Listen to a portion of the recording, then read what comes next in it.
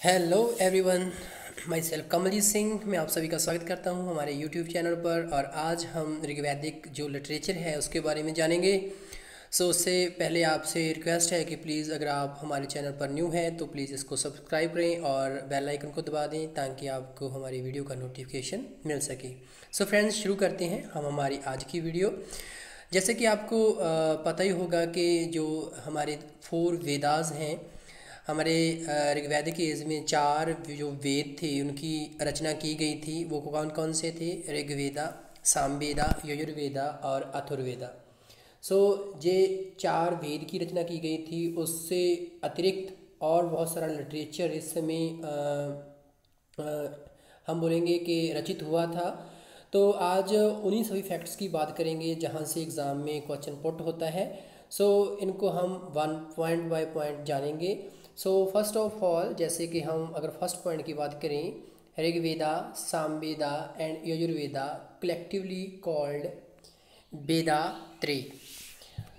जो ऋग्वेदा है, सामवेदा है और यजुर्वेदा है, इन तीनों को वेदा त्रय बोला जाता है। जैसे कि इन तीनों वेदों को वेद की जो मैं बोलूँगा एलिजिबिलिटी थी वो दर्शाई गई थी। बाद में अथर्ववेदा को भी इनमें काउंट किया गया। अगर आपको क्वेश्चन पुट हो कि कौन कौन से वेदा को मिला के कौन कौन से वेदा को कलेक्टिवली वेदा त्रय बोला जाता है, तो उसका आपका आंसर होना चाहिए ऋग्वेदा, सामवेदा और यजुर्वेदा।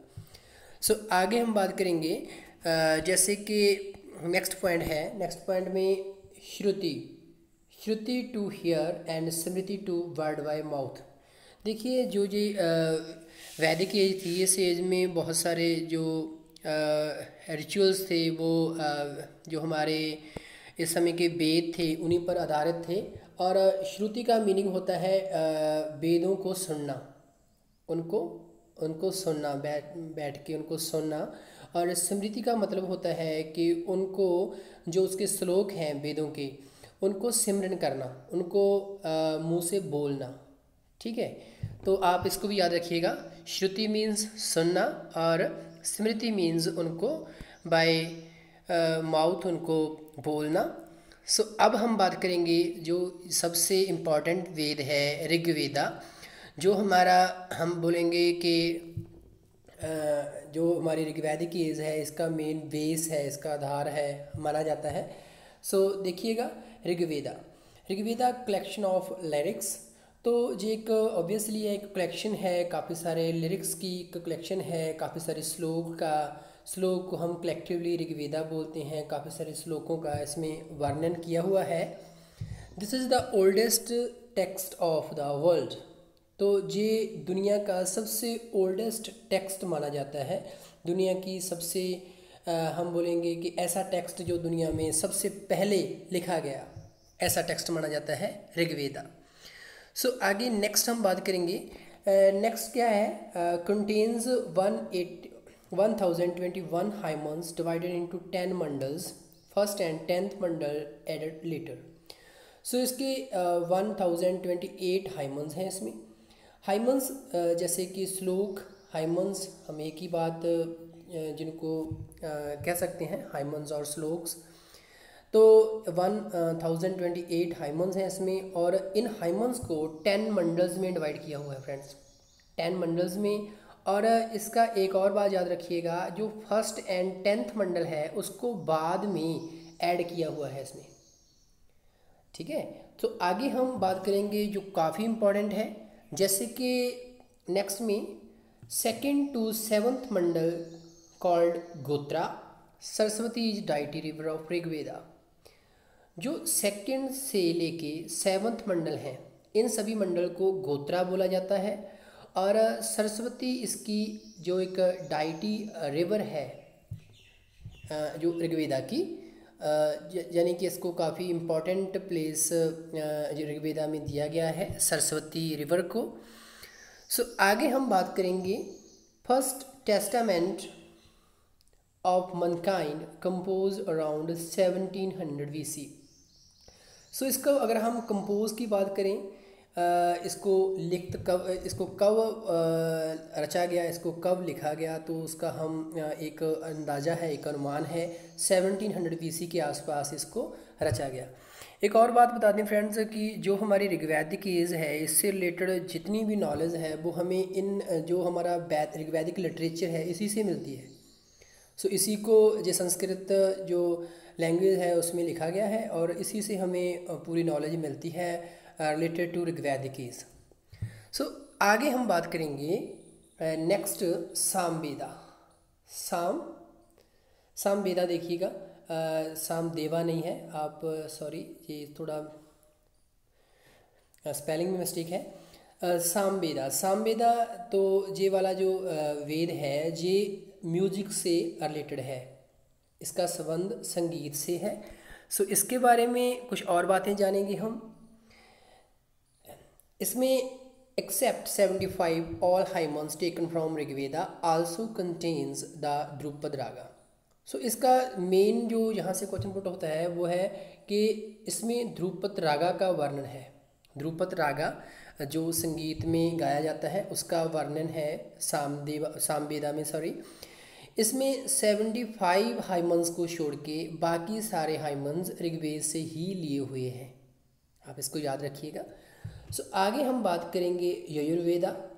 जो यजुर्वेदा है रिलेटेड विद सेक्रीफाइशियल प्रेयर।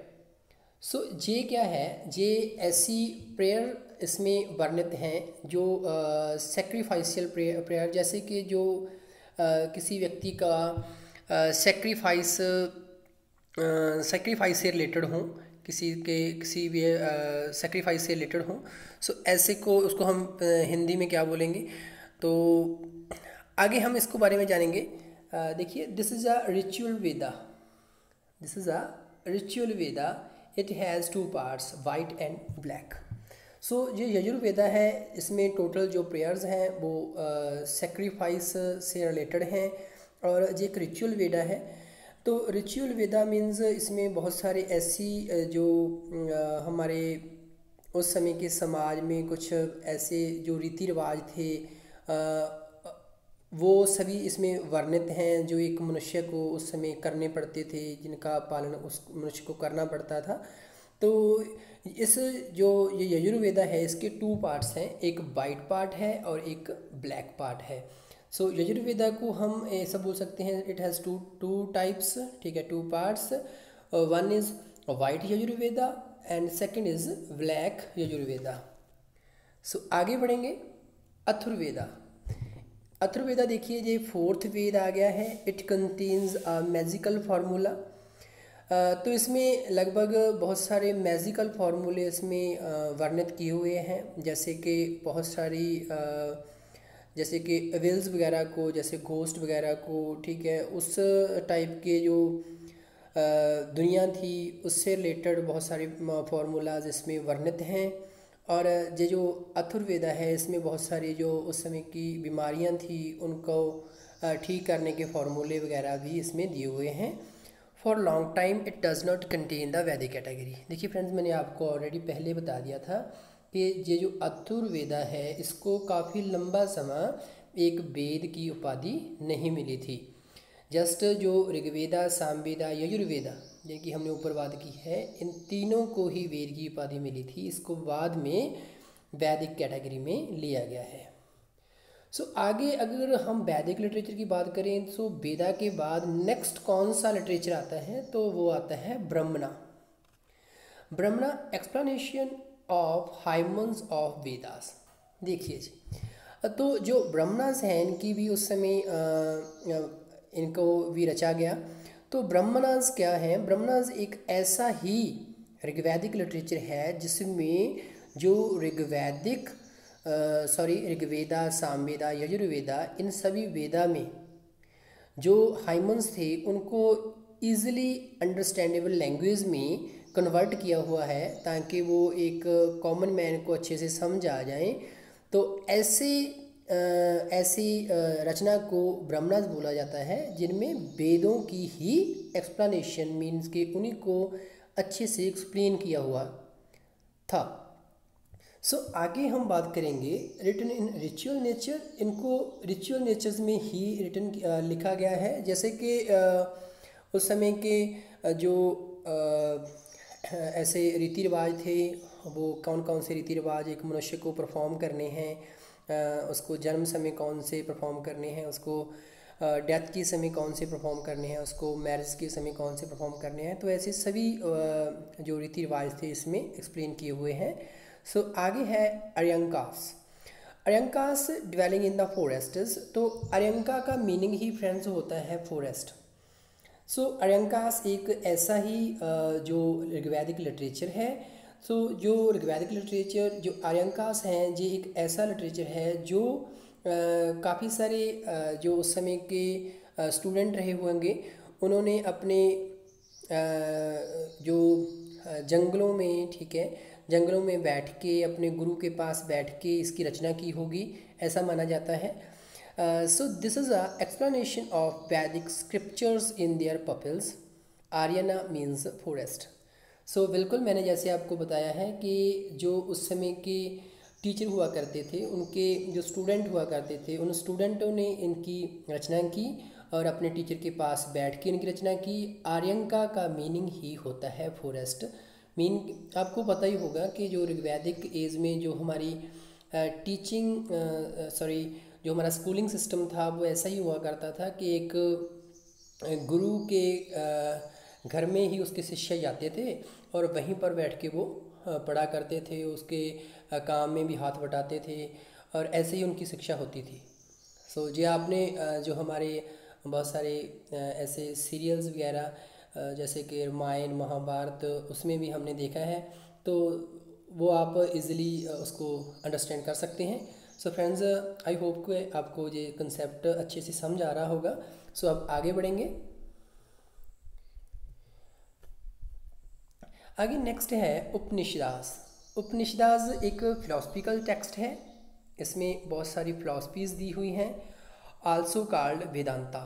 फ्रेंड्स ये याद रखिएगा, जो उपनिषदास हैं, उपनिषदास की संख्या काफ़ी है। जो एक फिलोसफिकल टेक्स्ट है, इसमें बहुत सारी फिलोसफीज लिखी हुई हैं, नोट की हुई हैं, और इसको वेदांता की उपाधि मिली हुई है, इनको वेदांता कहा जाता है। टोटल नेक्स्ट पॉइंट पे हम देखेंगे, टोटल 108 इन नंबर्स। इनकी अगर हम संख्या की बात करें तो 108 के करीब है। दे define the last phase of वैदिक लिटरेचर, वैदिक एज। फ्रेंड्स, इसलिए इम्पॉर्टेंट हो जाते हैं कि इन्होंने जो भी एक्सप्लेन किया है, जो भी हमें नॉलेज दी है, वो नॉलेज जो वैदिक एज की लेट अवस्था थी, लेट अवस्था मीन्स कि 600 BC के आसपास का समय था, उसको डिफाइन किया है इसमें उपनिषदास में। आगे हम जैसे कि इट्स वेरी इंपॉर्टेंट वर्ड सत्यमेव जयते। सत्यमेव जयते वर्ड यूज़ किया हुआ है, लिया हुआ है अडॉप्टेड फ्रॉम दी मुंडक उपनिषद। ऐसे एक 108 उपनिषदों में से एक उपनिषद है मुंडक उपनिषद, वहीं पर ये वर्ड आता है सत्यमेव जयते। ऐसा एक सीरियल भी आता था। तो ये वाला शब्द है जो हमारी इंडियन गवर्नमेंट ने अडॉप्ट किया है, वो कहाँ से अडॉप्ट किया है, तो इसका आंसर होना चाहिए मुंडक उपनिषद। आप इसको याद रखिएगा। नेक्स्ट है Vedangas. These are treatise of science and art. ऐसी बहुत सारी ट्रीटीज़ का जो रचना उसके बाद में हुई, जिनको वेदांगास बोला जाता है, वेदों के अंग बोला जाता है। ये सभी इन सभी का हम इनकी रचना किसने की, ये किस चीज़ से रिलेटेड हैं, ठीक है, ये कौन सी एजुकेशन से रिलेटेड हैं, उन सभी चीज़ों को हमने जहाँ पर नोट किया है। आपको इसमें ज़्यादा डीपली जाने की कोई ज़रूरत नहीं है। जैसे कि शिक्षा जो है ये फोनेटिक्स से रिलेटेड है। फोनेटिक्स मीन्स जो हमारी लैंग्वेज है, लैंग्वेज की जो स्टडी है उससे रिलेटेड है। आगे है Kalpa it deals with rituals. ये बहुत सारे जो उस समय के जिनको हम बोलेंगे विश्वास, उस समय के कर्मकांड, उनसे रिलेटेड है कल्पा। व्याकरण इसका नाम ही बता देता है, ये ग्रामर से रिलेटेड है। उसके बाद आ जाती है निरुक्ता। निरुक्ता जो एटिमोलॉजी फ्रेंड्स क्या होती है? एटिमोलॉजी मीन्स एक ऐसी साइंस जिसका संबंध छोटे जीव जंतुओं, कीड़े मकोड़ों की साइंस से होता है, उसको हम बोलते हैं एटिमोलॉजी। और निरुक्ता इससे रिलेटेड था, एटिमोलॉजी से रिलेटेड था। आगे आ जाता है चंदा। चंदा मैट्रिक्स, जो कि ये मैट्रिक्स से रिलेटेड था। ज्योतिषा इसका नेम ही बता देता है, एस्ट्रोनॉमी से रिलेटेड था। सो इनको आप याद रखिएगा। कौन सी जो ट्रीटी है, कौन सा जो वेद अंग है, वो किस प्रकार की स्टडी से रिलेटेड है, इसको आप याद रखिएगा, कई बार पढ़िएगा। सो आगे हम बात करेंगे, जैसे कि नेक्स्ट पॉइंट है उपवेदास। कुछ उपवेदा की रचना की हुई है, जैसे कि धनुर्वेदा। धनुर्वेदा एक उपवेदा है। इसका संबंध ये किस वेद से लिया गया है, किस वेद पर आधारित है? ये यजुर्वेदा पर। इसमें क्या एक्सप्लेन किया हुआ है? आर्ट ऑफ वारफेयर मीन्स के युद्ध की स्थिति, ठीक है, युद्ध कला का इसमें वर्णन किया हुआ है। उसके बाद में आता है, नेक्स्ट आता है गंधर्वा वेदा। जी सामवेदा से रिलेटेड है। गंधर्वा वेदा, सामवेदा। सामवेदा आपको हमने पहले ही पढ़ा है। सामवेदा जो वेद है ये म्यूज़िक से रिलेटेड है। इट मीन्स ऑब्वियसली है गंधर्व वेदा ये भी म्यूज़िक से रिलेटेड ही होगा। आयुर्वेदा, इस सभी से आप सभी जानते होंगे। आयुर्वेदा ऋग्वेद से लिया हुआ है और ये किससे संबंधित है? मेडिसन से, मीन्स के स्टडी ऑफ मेडिसन, जो बीमारियां हैं उनसे संबंधित है। तो ये तो आपको अच्छे से पता ही होगा। और आगे हम बात करेंगे, नेक्स्ट है शस्त्रा। जी अथर्ववेदा से लिया गया है फ्रेंड्स, अथर्ववेदा से। ये भी मिलिट्री टेक्नोलॉजी पर ही आधारित है, ये वाला जो उपवेदा है। सो आगे हम बात करेंगे पुराण्स।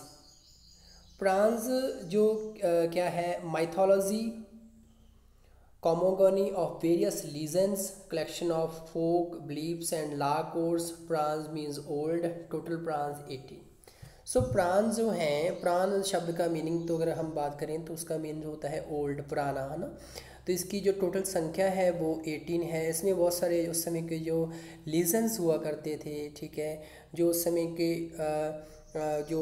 के लोगों के विश्वास हुआ करते थे, उन सभी चीज़ों को इसमें वर्णित किया हुआ है पुराण्स में। अगर हम इनकी बात करें कि ये कितने थे काउंटिंग में, तो 18 थे, आपको यही याद रखना है। सो आगे है मत्स्य पुराण इज़ ओल्डेस्ट वन। सबसे पुराना अगर पुराण की बात करें तो वो है मत्स्य पुराण। भगवत गीता एक्सट्रैक्टेड फ्रॉम भीष्म पुराण। जो भगवत गीता है, जो हमारा हिंदुज़म रिलीजन है, उसकी जो उसका जो हम बोलेंगे एक ऐसी पुस्तक है जिसको हिंदू रिलीजन में काफ़ी मान्यता है। तो उस बुक का जो कहाँ से ली हुई है, वो ली हुई है भीष्म पुराण से। आप इसको याद रखिएगा, काफ़ी इम्पोर्टेंट है। तो आगे हम एपिक की बात करेंगे। उस समय के कुछ ऐसे ग्रंथ जो उस समय के लिखे गए, तो आप उनकी बात करेंगे। महाभारत रिटन बाय वेद व्यास, आप याद रखिएगा। इसकी रचना किसने की थी? ऋषि वेद व्यास ने इसकी रचना की थी। टोटल वर्सेस इसमें कितने हैं? 1 लाख, 1 लाख के करीब इसमें वर्सेस हैं, श्लोक हैं। सो आगे हम रामायण की बात करेंगे। रामायण रिटन बाय ऋषि वाल्मीकि, इसकी रचना ऋषि वाल्मीकि ने की थी। टोटल वर्सेस इसमें 24,000 के करीब हैं। सो फ्रेंड्स, ये सभी चीज़ें थी, हमारा जो ऋग्वैदिक लिटरेचर था उससे रिलेटेड थी। और जो जितने भी पॉइंट हमने जहाँ पर कवर अप किए हैं, ये सभी एग्ज़ाम के पॉइंट ऑफ व्यू से काफ़ी इंपॉर्टेंट है। आप इस वीडियो को 2 से 3 बार देखिएगा। सो आपके जो भी इससे रिलेटेड कुछ कंसेप्ट है वो बिल्कुल क्लियर हो जाएगा। सो अगर आपको जो हमारा वीडियो अच्छा लगा, दैन प्लीज़ हमारे चैनल को सब्सक्राइब करें और हमारी इस वीडियो को लाइक करें। और thanks for watching. Have a nice day.